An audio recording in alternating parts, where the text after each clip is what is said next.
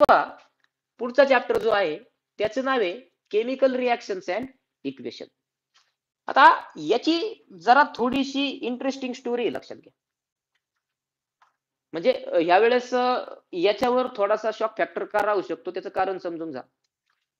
2021 चा पेपर पहा बोर्डचा, 2022 चा पेपर पहा, 2023 चा पेपर पहा आणि 2024 चा पेपर पहा.